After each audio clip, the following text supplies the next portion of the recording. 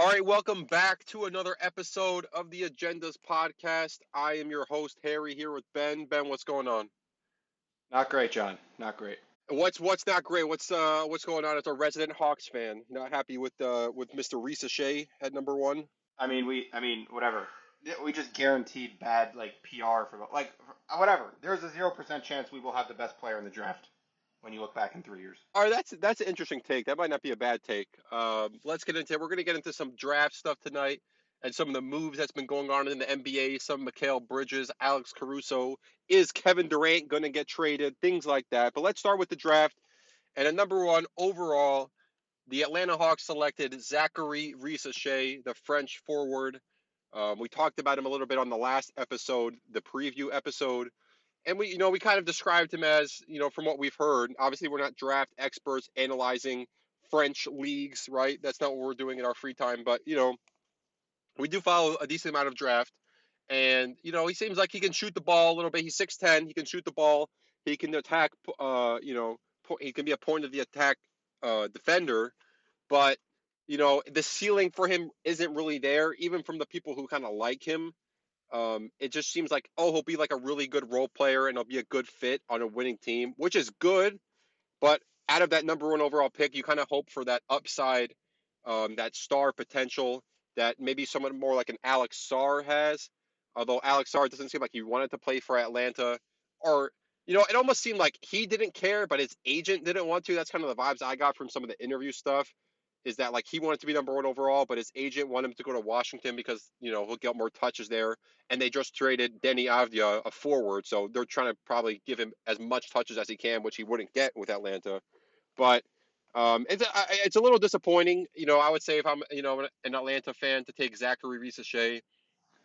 Um, it's not even the safe pick either. That's the other thing. Like the safe pick for me would be Klingon, right? You get that pick and roll partner with Trey, someone who can protect the rim, catch lobs, set screens, things like that. So even if you're like, we're not sure about Sar, right?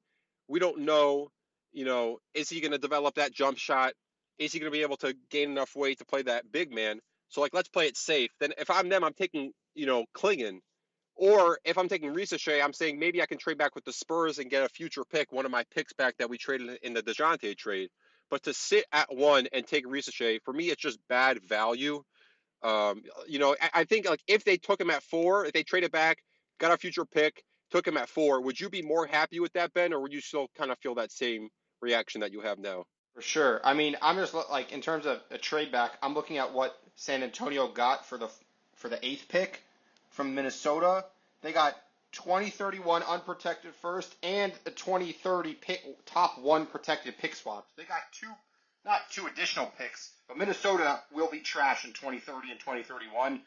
And in theory, San Antonio is going to be good then. So they're going to get two massive picks in exchange for the number 8 garbage can pick. Whatever. I don't even know where I'm going. Whatever. We got a role player. Whatever. The Hawks are not going to be contenders with this player, and I don't know if he's a great piece if you're going to blow it up and move on, how strong of like a build-around piece he is. So, whatever. I just don't really get it. Yeah, it's interesting to see what the Spurs got for the 8th pick to get a future pick and a pick swap. I'm not convinced the Timberwolves are going to be garbage in 8 years because Anthony Edwards is going to be like 30, right? So I'm not counting that out. And you can't predict 8 years in the future. You just can't. So I I'm can not too sure predict about that that. it's going to be a better pick than number 8 in a draft with no top prospects. I'll tell you that. Potentially, I wouldn't even guarantee that. Again, it's just too far in the future. You don't know. But yeah, it's interesting. I don't know if San Antonio was interested in trading up. They got Stephon Castle at number 4. That might have just been the player that they were eyeing the whole time. Obviously, if you offered them for free to switch number 1, they would take it. So the question is, what would they have given up to move to number 1, or were they kind of comfortable at number 4? Obviously, it was a weaker draft at the top, so it wasn't like people were dying to get up there, unless someone was interested in Alex Sarr, which it kind of seemed like was a lock to go to the Wizards, and nobody really seemed to like want to jump up. There wasn't like a bunch of reports like, teams are trying to trade up with Atlanta, and Atlanta keeps rejecting the calls, right? It was kind of very quiet from Atlanta, a little bit surprisingly quiet, and then they just took Risacher, um, as Woj reported like 20 minutes before the draft. And once Woj reports that like they're eyeing in on Zachary Risacher, it's like, yeah, they're taking him, right? He just can't say it. So that kind of is what it is from the Atlanta perspective. And then Alex Sarr go to Washington at number 2.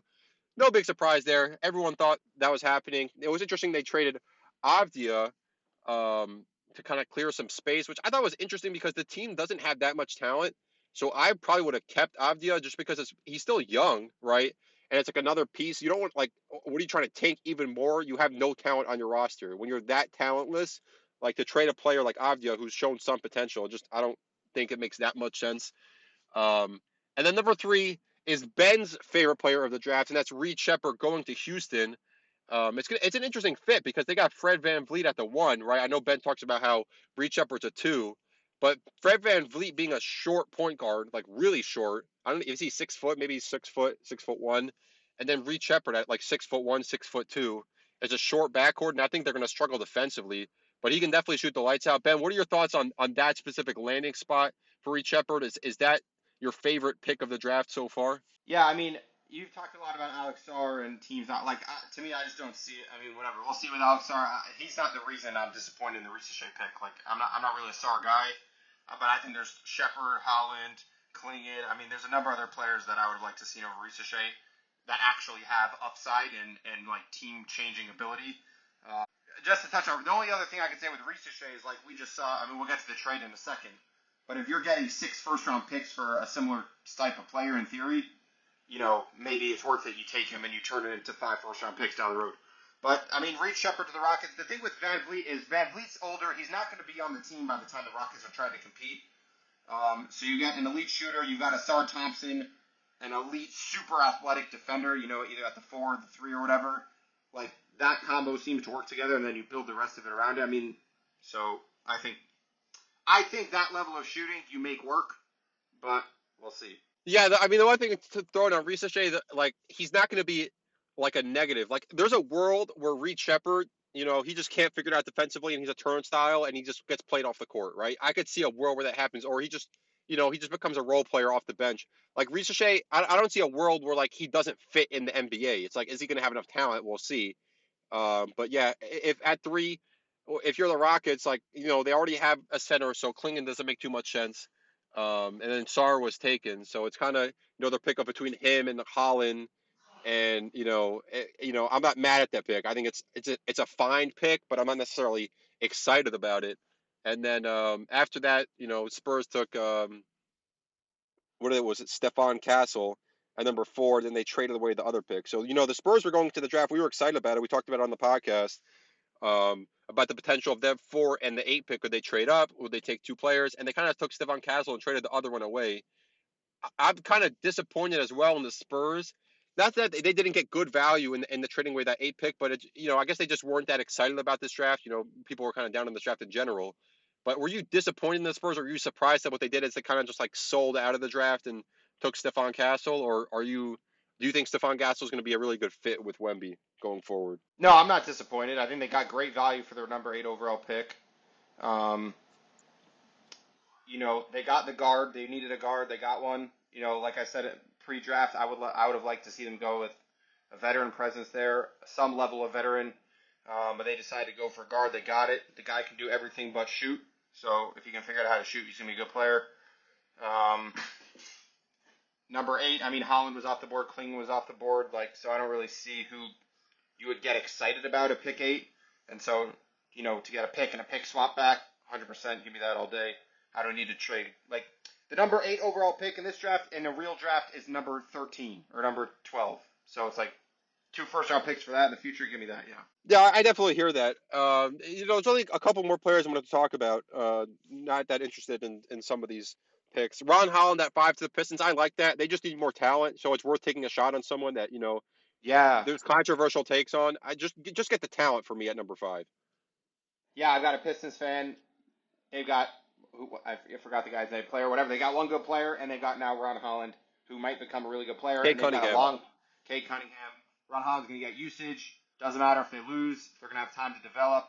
And in theory, the Pistons and the Wizards are going to be terrible this year, letting their young players just basically develop and be terrible so they get better later.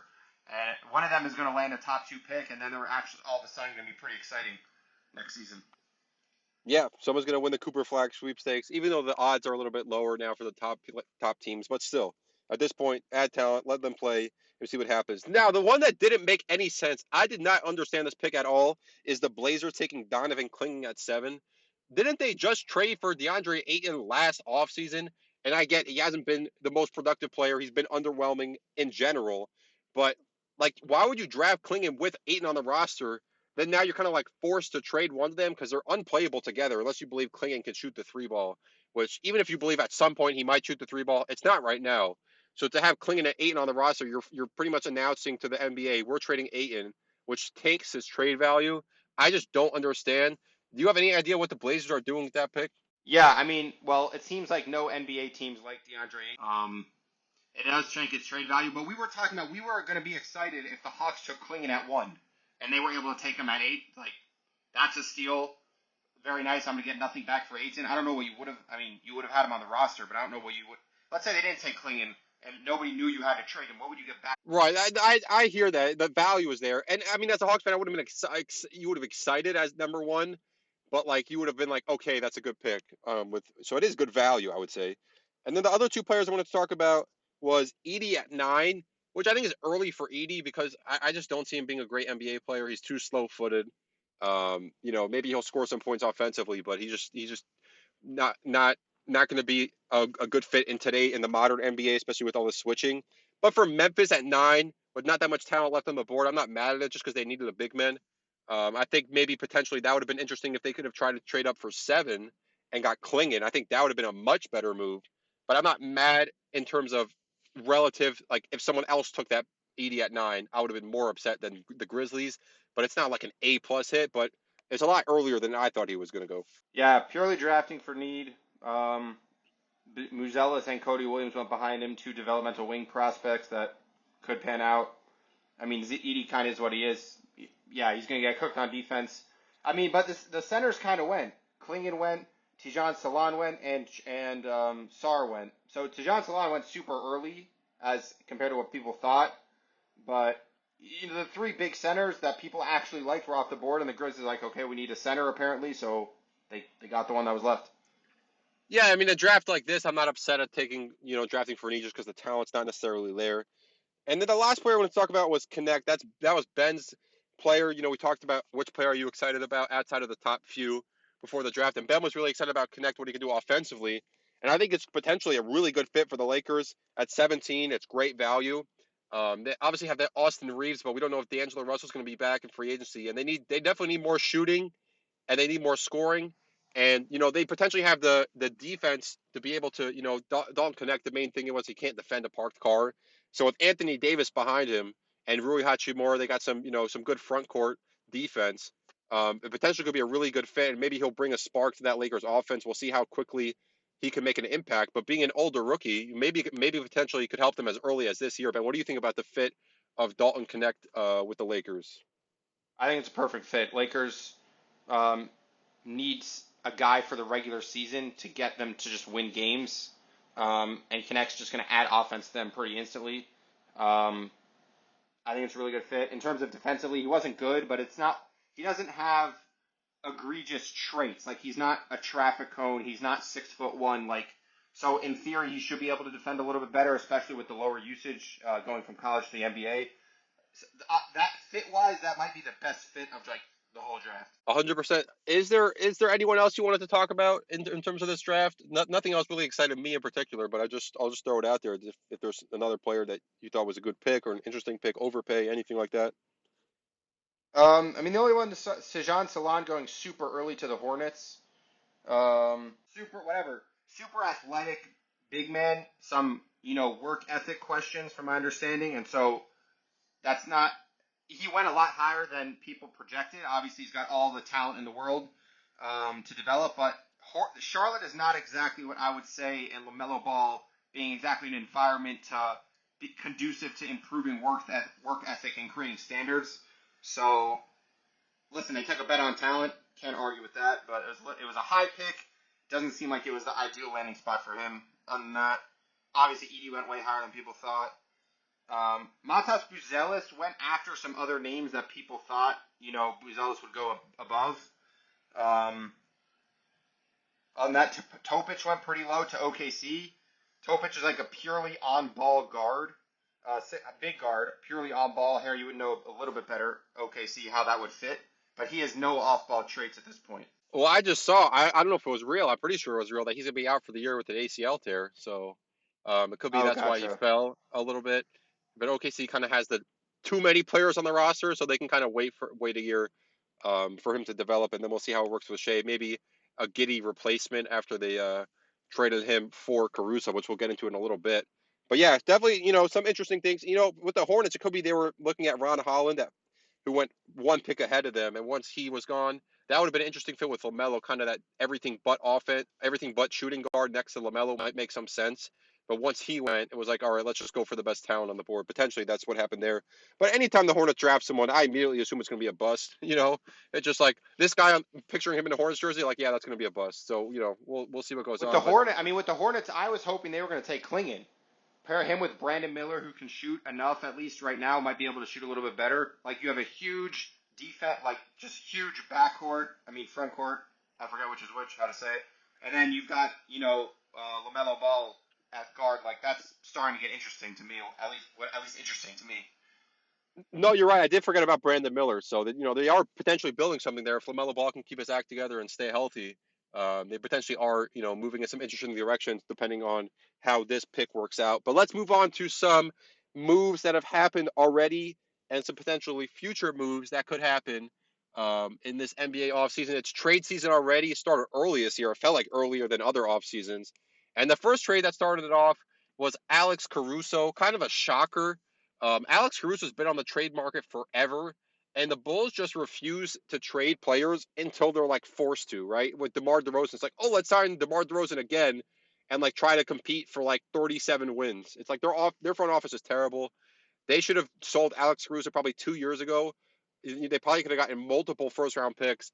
I saw that they rejected the 13th pick, which I'm not mad at because I would rather have Giddy than the 13th pick in this draft. Um, Oh, so yeah, it 13th pick. We're talking about, yeah, everybody's off the board already at pick 13, yeah. outside of Connect, yeah. So, but they pushed it too far. That's the thing. So, like in the moment, the decision of taking Giddy over the 13th pick is fair, but it shouldn't have gotten to this point. He should have been traded 2 years ago. They kept on holding to that stint in time where they were like the one seed, like 30, 25 games into the season, and then Lonzo Ball got hurt and it fell apart, whatever. And they just can't let it go. So they could never get rid of the pieces. They should have been traded DeMar DeRozan and Zach LaVine and Caruso. So to trade Caruso and get Giddy out of it, reports are they really like Giddy. I mean, it's an interesting piece. He wasn't able to get full control, obviously, in OKC because they were trying to win games. He can't. He's a solid playmaker. His shooting is definitely a question mark. He's going to have to improve as a shooter. But in terms of just potential, as someone who's like 20, 21 years old, I guess just like see what can happen as a shot in the dark.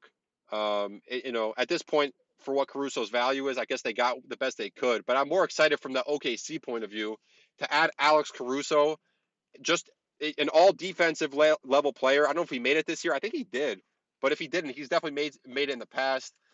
Someone who could shoot the ball, hard nosed player, kind of like that Drew Holiday, Derek White archetype. Um, or he's just a winning player, right? And any contending playoff team would love him. Talk about the Hawks. The Hawks, it would be a perfect fit next to Trae Young. But let's try not to be too Hawk centric. But what are your thoughts on OKC landing Alex Caruso? Does it move the needle for you? Do you view them any differently than you did before the trade, or is it kind of just like that's a nice upgrade, but I don't really see that much of a difference? Yeah, from the OKC side, I mean, I'm never going to say Alex Caruso changes my mind on OKC, but they're just better, deeper team now than they were last year. They've got that experience, credibility, and Alex Caruso's a great player, even though meaning he's a great defender. Period. End of discussion. He is a little bit small, but the Thunder have no other small players, right? Their point guard is basically Shea, and he's a big guy, and then everyone else just gets bigger from there. So even the small knock that he's a small guy, which is not even a knock, I'm just making that up because he's an elite defender. So I just think it's a great fit for them. It's just a great fit for them. They are now a better basketball team than they were before. I'm describing it almost like it's a six-man. No, it's not. But he's a very good pickup. I would be very excited as an OKC fan that we picked this guy up. And then from the Bulls side, I mean, I was as you're describing the Bulls and going on that mini rant, I'm like, this is what a non-Hawks fan would describe the Hawks. A team that won a little while ago, everything's falling apart, doesn't trade anybody, needs to trade people before their value tanks, won't trade anybody. Um, so yeah, so the Bulls beat Bolton, and it reminds me kind of the Hawks. Yeah, I think it's like a worse version in terms of it was so obvious that they needed to trade X, Y, and Z. In terms of the Hawks, it was like, well, they could have gotten value for this and this guy, but it wasn't like you have to trade this guy this offseason. Like Alex Caruso, the past two off seasons, it's like everybody wanted him, every contender wanted him at the trade deadline, and I think they refused multiple first round picks, which is insane. What you mentioned about him being shorter is fair because what it does mean for me is that he's gonna be guarding guards, right? He's not gonna be guarding those forwards. Luka Doncic is going to be too big for him. So that is a point to mention. Another thing about OKC is the real weakness for them is the big man. So I would like to see them make another move. I don't want them to be like, okay, we traded for Alex Caruso in the first day of the offseason, and that was it. We called it a day. They need a big man, someone who can rebound. That's something they struggled with. I think Chet will be better at the four and maybe play some small ball five, but they need someone, maybe even a Valanciunas or someone who can just get big, rebound, and so they don't get completely destroyed. Just give them another option, more flexibility. But I thought it was an interesting move. But Yeah, the on the real big edge, go ahead. not Sorry. to be too Hawks, but I was big when we thought the Hawks were going to draft a center. Like they should go get Capella. OKC should go get Capella. But now going back to the Hawks can't trade Capella now, and so I mean the Hawks. Capella's getting older. Like the Hawks better believe in a Kongwu, because if all of a sudden you trade DeJounte this offseason, it doesn't go right. Trey asks out. You're not going to get a haul for him, regardless of what you think of him as a player. The league doesn't really think that highly of him in terms of trade value. Not getting those six first round picks for Trey Young. So you're going to have Jalen Johnson, a tall forward who's made at everything, and a small center, and that's what you got. So the Hawks are in a very, they better win this season. Yeah, no, 100%. They're in a make or break type of year. But I think the next interesting move that I thought was the Mikal Bridges. To get 5 first round picks for Mikal Bridges. If you live under a rock, Mikal Bridges was traded to the Knicks for 5 first round picks. I mean, that was just insanity. That blew my mind. An absolute overpay. Not that Mikal Bridges is a bad player. He's not. Back when he was in Phoenix, when he was younger, he was just an elite defender that shot the three ball, and that's like an extremely valuable player because everyone mentions 3-and-D players, but this guy was legitimately 3-and-D. Like he was knocking down threes at a high clip and defending the other team's best player. One of the big reasons they made the finals, and he got traded to Brooklyn in the Kevin Durant trade, which no one was upset about. Even him, they asked him about it. He's like, "Yeah, I would trade me for Kevin Durant too." I think was a quote, something like that. And then Brooklyn kind of asked him to like lead their offense, which is not really what he's supposed to be. And for like a 20 or 25 game stretch, it was actually working. He was scoring like 25 points a game pretty efficiently towards the end of I think it was 2 seasons ago. But his defense kind of fell off just because like they were asking him to do too much offensively that wasn't his game, and he kind of fell out of what he was supposed to be as a player and how his best fit is. And I think with New York, he's going to be able to go back to those Phoenix days. Maybe he's even improved a little bit since he was able to get on the ball more in Brooklyn. But he can be that shoot the three ball, defend the other team's best player, a really valuable player for a contending team.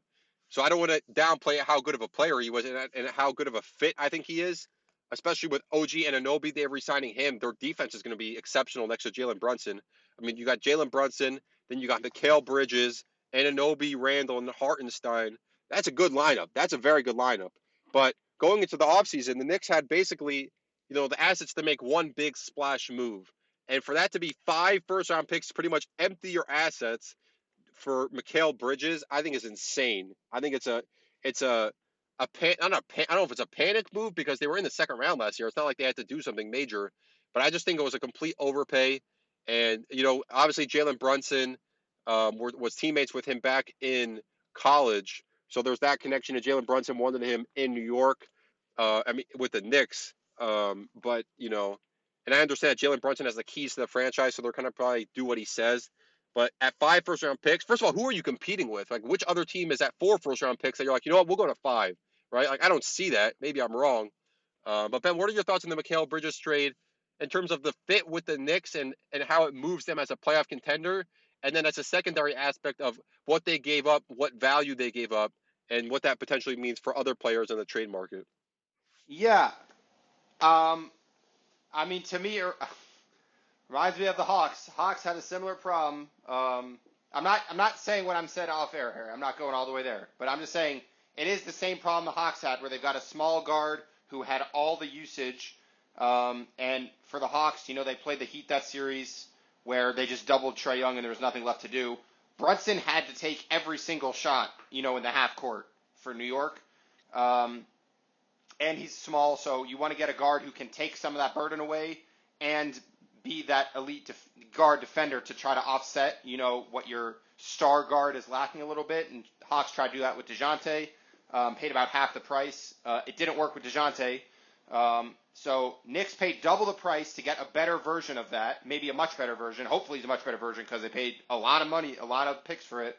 But they're trying to solve the same problem the Hawks tried to solve. And in theory, if it works, like that, I feel like that's a system that can work, and in the East could get them to the finals. Yeah, and under the radar, I mentioned that the OG Anunoby contract that was borderline just as insane. I mean, they gave him like 5 years. I think it was $200+ million for 212, yeah, Anunoby. 5 for 212. Yeah, I mean, which is like 40 a year, which in today's market is not insane, but he can't stay healthy. I mean, he last year they traded for him and he just couldn't stay healthy. But it was similar to the Pascal Siakam trade with the Pacers, where they traded for him at the trade deadline, and then you kind of have to trade him. You kind of have to keep him long term, or else the trade looks really bad. So and if he stays healthy and everything, it's going to be great. But he just can't stay on the floor, and even if he does stay on the floor, that's still probably a borderline overpay. But yeah, maybe Mikal Bridges can bring that secondary creator help to Jalen Brunson that you were talking about. I just thinking about the East, where they rank now. I mean, it's kind of hard to judge Philly because they're kind of a blank slate. It's Embiid and Maxey, and like that's it. And we'll see what happens. Maybe Paul George. We'll see. We'll have to talk about that. And then you have the Bucks with Giannis and Dame. Can they stay healthy? And then obviously you have the Celtics. But outside of Boston, if you wanted to say going to next season after this trade, New York is number 2 in the Eastern Conference, I wouldn't be mad at you, Ben. Do you think that's crazy? That's too high for them? Could they beat Boston after this move? Could you see a world where that happens? It to me, I'm not going to say I know what Mikal Bridges is as a player. I don't really know. It depends how good he is defensively. If he really is that good, then yes, I think it's them and Boston in the Eastern Conference Finals. But I don't know. So I don't know what to say. In terms of what I will touch on is the contract. So Brunson's getting paid, I assume, full market, a lot of money, and Anunoby's now getting paid full market. Bridges has 2 years left on a deal at $23 million a year. So Bridges, even though he might be the second best player over Anunoby, he's getting paid like he's the third best player on the team. So that's kind of maybe how the cap can balance out a little bit for the Knicks for the next couple years. Yeah, 100%. And then I'm sure at some point he'll want an extension too once he sees the Anunoby contract. But they can figure that out all out later. I would get rid of Randall if I was them. Although, they kind of need some offense in this lineup, right? They need someone who can create with Brunson, so it might just make sense to keep Randall, especially with getting Bridges to upgrade your defense. But isn't Bridges Um, also supposed to be that secondary creator? to some degree, I mean, again, in Phoenix, he really wasn't. He really was just like he's a 3-and-D role player, right? And then in Brooklyn, they kind of asked him to do more. So I'm sure he's definitely learned some skills and he's improved in that area. But to rely on him as a secondary creator is not really what he is. He's more that 2-3 who can handle the ball, obviously to some degree, but that's not really his game. I think he's going to slide more into that Phoenix role that he had back in the day, helping them get to the finals, which I think is going to be really helpful for the Knicks. And the other thing is they match up well against Boston, where you have Bridges and Anunoby now to face Brown and Tatum. They match up well defensively. Because the thing about Boston is every position they're plus defensively. Well, the Knicks are never going to be like that because they have Brunson. But with Hartenstein and then Bridges and Anunoby, their defense could get competitive with Boston. And then I think it's going to take a Brunson A+ series, but I think there's a world where they could beat them. And then I looking at the East, I think I trust them second most until I see what Philly does because I don't trust Milwaukee at all right now. Yeah, I mean, well, whatever. I don't. We always keep saying we're kicking the can down the road on the Giannis conversation, but yeah, obviously, I don't trust Milwaukee. I'll believe it when I see it with Joel Embiid. Um, and then Brunson, to be honest, like this playoffs outside. I mean, whatever. He got injured, and we can do the injury excuse or not, whatever. But he had a lot of games where he was the only guy on offense, and he put up 40 points, and he did it game after game after game. So I think an A+ series on from Brunson is almost like a reasonable expectation. Yeah, he was phenomenal this playoffs. I didn't have anything else I wanted to add for the Knicks Mikal Bridges trade? Do you have anything else you wanted to mention? I'll just throw in he is almost to the inch the exact same size as DeJounte Murray. That's all I'll say. Okay, okay. We're gonna let that slide because it's leading towards one of the worst takes I've ever heard in my life. So let's move on to Kevin Durant. This is the annual Kevin Durant is gonna get traded in the offseason. We've already made it to I think day 4 of the offseason, so it was overdue. Usually it's by day 2 or day 3. But there's reports that the Rockets were gearing up to trade for Kevin Durant, which I don't see happening before the season, only because I think if it was going to happen in the offseason, it would have included that 3rd pick in the draft. Um, there was conflicting reports because then Shams came out and said there's a 0% chance that Kevin Durant's getting traded, and the Phoenix wants to run it back. My take is I think Phoenix is going to run it back. But at the trade deadline, if they're like 500 ish, right, or Bradley Beal's hurt again and they're struggling, whatever, I can see a world where he gets traded because that's kind of what happened with Brooklyn, where Brooklyn's like we're not trading him, and then like halfway through the next year, like they trade him at the trade deadline, right? So I could see a world where that happens, and maybe the Rockets are first in line to try to get him, but I don't know how much value he has at this point in his career. He's kind of just at this point he's just a journeyman going from team to team. Last year, obviously, they got swept in the first round, so it's like you have to see some improvement from the Phoenix side, or else it's like let's try to get some of the value back. Because if you look at what Brooklyn got for that Kevin Durant trade, now I think it's 8 unprotected firsts and a protected first, right? Because that Mikal Bridges trade. So Brooklyn got a ton for Kevin Durant. Looking back at it, that was a great deal for them. But I that's what I think. I think Phoenix is going to try to see if year 2 with Beal, Booker, and KD, um, if they're looking like a real contender at the trade deadline, or are they struggling a little bit? In which case, I think they'll definitely be open to trading for Kevin Durant before his value tanks too much. Which teams could be interested? Maybe Houston. I don't really see it making sense. I don't think Kevin Durant really moves him over the top at this point in his career. And maybe OKC, but they probably don't want to get rid of the chemistry. New York just made their move. So I'm not really sure. Do you see a world where Kevin Durant gets traded, or is this just off-season talk because there's no games going on? I mean, the Suns have the same issue as the Hawks, meaning they can't really do a rebuild because they don't have their own picks. And I don't think they're getting 5 first-round picks for Kevin Durant. Whoever you trade him to is in theory going to be good, so the picks you get back aren't going to be great picks. May as well run it back. I don't see why you would do it. You're not going to get enough to restart your franchise. I don't see why you would do it. So that's the thing. The Rockets have some of the Suns' picks because they got from the James Harden trade from Brooklyn, and they just made a trade today to get one of the Suns' picks back. So that's when the rumor started because they'll give the Suns their own picks back, and then it makes sense for the Suns potentially. But yeah, I don't see it happening really. I was going to touch on the Nets for a second with their 8 first-round picks and the 1 protected. They're in good position right now. They got their own first-round pick back from 2025, so they're in the Cooper Flag sweepstakes, and I think they're in good position just to pure tanking. They'll probably get rid of Cam Johnson. They just signed Nick Claxton, so I guess they want to keep him for the future. But they're in potential. They're just one of those teams that's going to be one of the worst teams in the NBA. Going to tank, try to get Cooper Flag, and rebuild their image from there. And I don't think it's a stupid move for where they are as a franchise. I don't think they really had any more options. I'd be super excited as a Nets fan. And they've got Kevin Durant picks too, no? Yeah, part of those are the Kevin Durant picks. Overall, they got eight unprotected for the Kevin Durant plus a protected. So that's what they're working with right now. They don't have all their own picks because they moved some with the Harden trade and whatever it is. It's all a mess, but they got a ton of future picks basically, Listen, they've and got they their have own pick more for this assets. year. They've got their own pick for this year. There's 2 at least, maybe 3 elite prospects. I mean, they're going to be right there with Washington and um, Detroit. Detroit. Yeah, to get that. So obviously, the odds are what they are, but you got as good a shot as any for next year. That's like a perfect year. Yeah, I think they're in good position, and we'll see what happens. Yeah, obviously the odds aren't great, and they move them down to avoid tanking, but they're clearly tanking, and I think that's a smart move from them. Listen, as long as And at the end of your tank you don't trade all your picks that you build up for Mikal Bridges, you'll be fine. exactly. The other player I wanted to talk about is there's been a little bit of rumors. Is I guess we'll make it a twofer. That's Klay Thompson and Paul George, right? So Klay Thompson, if you look at the odds in Vegas, he's actually favored to go to the Orlando Magic, right, over Golden State. It's not like the odds if he leaves Golden State. It's what are the odds for Klay Thompson's next season, and number 1 is the Magic, right? And I think it's actually a really good fit for the Magic because defensively, they have all the pieces. They got Jonathan Isaac, Paulo Banchero. Jalen Suggs. I mean, they're a defensive masterclass. What they were missing last year in the playoffs against the Cavs, a lot of those games were like 85s, 80s, in the 70s, 90s. They need some offense. So just Klay Thompson, just a light. I mean, he's still a good shooter at this point in his career. He's a plus shooter. I don't know how much he'll bring defensively, but again, they have the players to make up for that. I would be excited to see Klay Thompson in Orlando.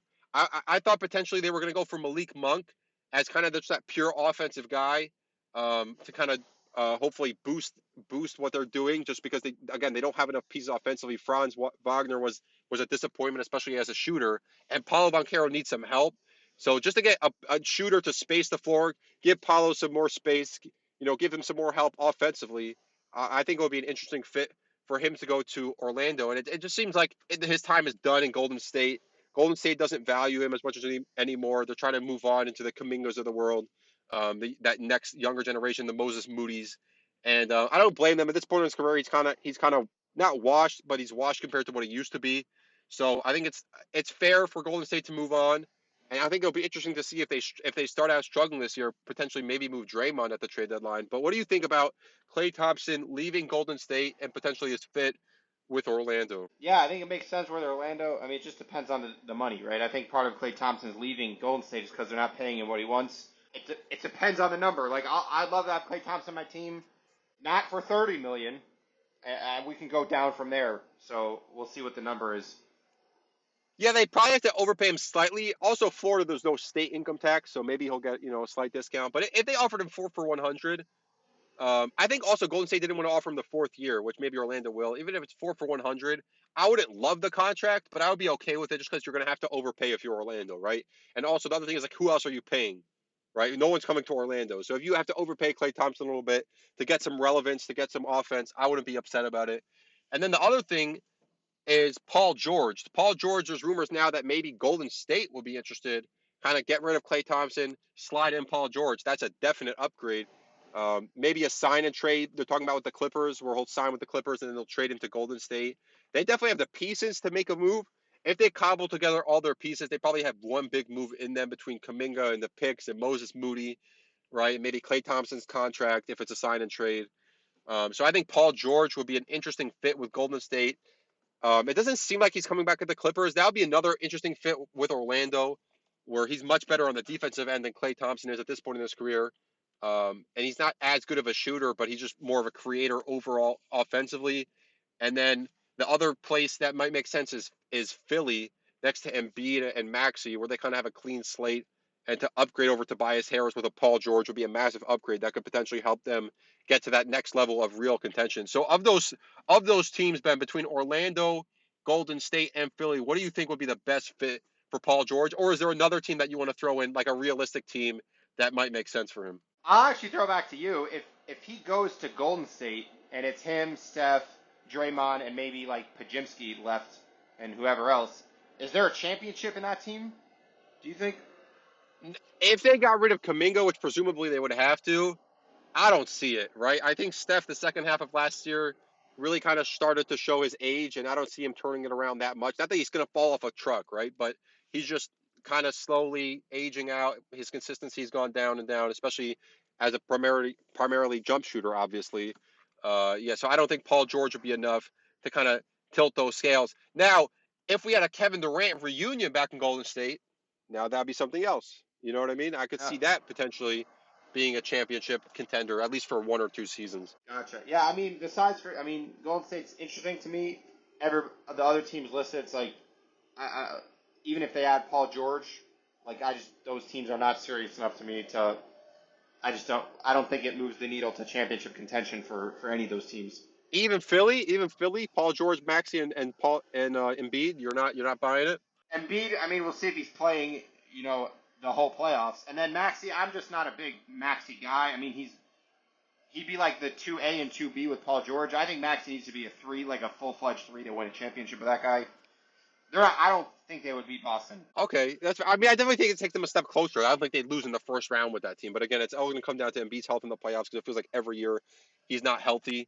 But I mean, just to get a little bit more into Philly, again, like we talked about before, they kind of have a blank slate where I think the only players under contract are Embiid and Maxey. They're not going to bring back Tobias Harris because he's been overpaid. I saw some rumor that teams were interested in him. I'm like, have you watched Tobias Harris? Why are you interested in him? The guy's a garbage can. But anyhow, Philly, it's going to be interesting to see if they strike out on Paul George, what they could do next. Because again, when you have that much cap space, it's nice to have cap space, but like it's kind of like having a draft pick. It's nice to have the draft pick, but then like you have to pick the player. You know what I'm saying? Like John Middlecoff always gave this example with the 49ers, who they traded DeForest Buckner for like the 13th pick in the draft, which is like, wow, you got the 13th pick in the draft. It's like, well, now you got to pick the player, right? And they messed that up. So um, they have all this cap space, and they really got to capitalize. And I think it's a Daryl Morey uh, legacy offseason because I'm tired of seeing Daryl Morey. Everyone talks about what a great GM he is. And then in Houston, they never quite got over the top. He put together some solid teams. And in Philly, he brought in Harden. He got rid of Ben Simmons. He's kind of in musical chairs trying to get pieces around Embiid. And I think he needs to really put something together because Embiid's turning 30, right? So they either got to contend in the next year or two or trade Embiid before his value falls off a cliff. New York was one of the teams that, was interesting maybe as an Embiid trade possibility, but with them giving up all their assets for Mikal Bridges, outside of maybe OKC, which we talked about off air a little bit, um, who's really interested in Embiid. But again, with Embiid at 30, it's, with his knees and everything like that, he's an old 30. So I think they either got to contend in the next year or two or blow it up and start rebuilding with around Maxey. Yeah, OKC, that would be a sick fit for Embiid. OKC, like he's the big center they need. They can, they're good, they're plenty good enough that they can afford to eat some of his injuries. Obviously, question is what if they're gonna have to give some of their players back or if they can just give up purely picks. From the Sixers' perspective, yeah, they're walking a fine line in terms of Embiid's trade value going down versus meaning some other teams it makes sense just going to a rebuild. Philly, they could go into the rebound. They can have 15 first-round picks. They're not getting another Joel Embiid. So, plus they've got Maxey. So I don't think it makes sense to go into a rebuild for them. But yeah, I mean there's a lot of work for them to do. Yeah, if I'm them, I'm going all in, right? You got Embiid, you have Maxey. How often do you have two stars, right, in their primes or getting into their primes, and in Maxey's case, and then a cap space to build around them, right? I think this is really going to show how this is a GM's dream. We'll put it like that: two stars and a bunch of cap space. So we'll see. I want to go back to the trade we talked about off the air. Embiid for Chet Holmgren, right? This is something we threw out in terms of Philly rebuilding around Maxey and Holmgren. That sounds enticing. That sounds interesting if I'm Philly. And then in terms of OKC, kind of that piece over the top that can help them bring that into real contention. Again, like Ben said, they can eat some of the injuries because of how much depth they have. Embiid for Holmgren straight up, Ben. Who says no? Which team's hanging up the phone?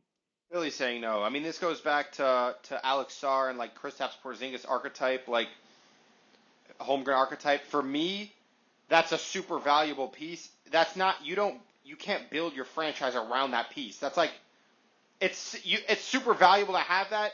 That guy's still your number 3 best player on a championship team, or Kristaps was number 6 or whatever. Like that type of player is not a franchise starter player. Yeah, I definitely hear that. I think he has more potential than Porzingis, just as like a on the ball. I think his potential for handling the ball and being, more flexible on defense. And again, they do have Maxey there, so it wouldn't just be purely building around Chet Holmgren. I think you're probably right. Philly probably says no, but I think if Chet Holmgren and they throw in 2 of those billion picks that they have, I think now we're talking an interesting situation. And I think it's something that, a lot of these hypothetical trades don't really make sense for either team. I think that really makes sense for both teams potentially. Again, it depends how you value Chet Holmgren, if they'd have to throw in another one of their young players or more picks or whatever it is. But I think that's an interesting trade that probably won't actually happen, but could make sense just where both situations are in. Is there any other uh, teams or players that potentially could be traded, free agents, anything that interests you in the upcoming offseason? I mean, there's one trend I noticed. Also, we didn't talk about JJ Redick. I don't know if we're gonna hit him on. You want to hit him now, or you want to wait save We can that? hit him quick. We can hit him real quick. Sure. I mean, whatever. JJ Redick, basically assistant head coach JJ Redick is now the head coach of the Lakers. Um, I what I did, I didn't listen. I listened to like 2 seconds of the press conference, but when when Rob Pelinka was introducing him, the first thing he said was development, and that word development, that made it click for me. Like hiring LeBron James' best friend to be your head coach, and you basically have a player-led team. Rajon Rondo's somewhere on the coaching staff too. Like it just sounds ridiculous. But as a player development coach, we're after in a year or two when LeBron's gone and they trade 80 for 3 first-round picks. As a player in the league who started not as a superstar, this guy was a role player who built himself up, was a very successful role player on very good teams. He understands what player development is from a person perspective. And so I think with that in mind, it actually makes sense as something that could work. So I do hear that, but again, like, what if they're going for player development? Dan Hurley was on the market, right? They were rumored for him, and he's a No, he college said coach, and no. he's Hurley said no. well because they lowballed him with an offer. I think if they offered him, I don't know, what was it, 12 million a year, 10 million a year, something really low. If they offered him a real legitimate contract, every real reporter was like, yeah, that was a lowball offer. Like if they offered him like 5 years, like 100 million, whatever. I don't remember the exact numbers, but they lowballed him, and he's like known for player development. He's obviously at a college level. JJ Redick, is obviously an NBA player, but yeah, you can't tell me LeBron didn't have anything to do with this. I know JJ Redick's like me and LeBron didn't talk.